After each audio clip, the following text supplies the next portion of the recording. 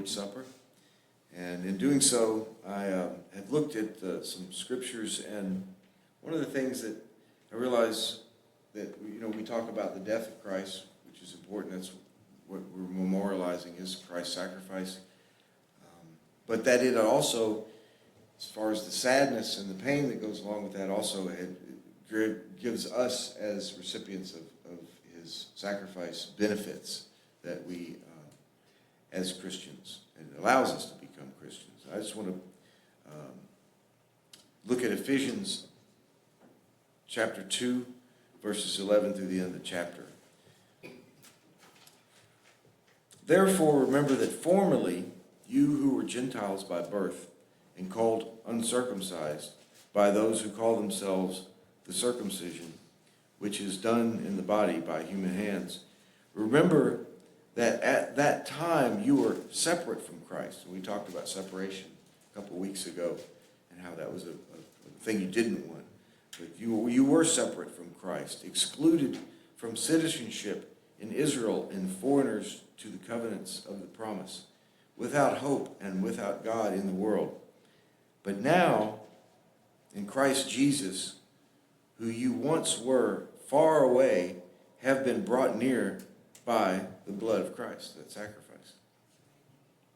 For he himself is our peace, who has made the two groups one and has destroyed the barrier and divided the wall of hostility, by setting aside in his flesh the law with its commandments and regulations.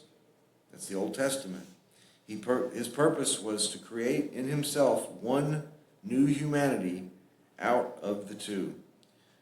Thus make peace, and in one body to reconcile both of them to God through the cross, by which he was put to death, their hostilities.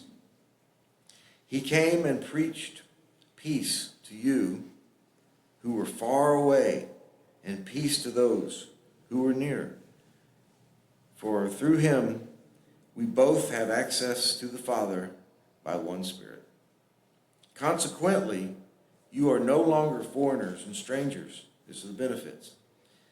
But fellow citizens with God's people, and also members in his household, built on the foundation of the Gospels and the prophets, with Jesus Christ himself as the chief cornerstone. In him, the whole building is joined together and raised to become a holy temple in the Lord. And in him, you too are being built together to become a dwelling in which God lives by his Spirit. Let's keep that in mind as we take these elements this morning.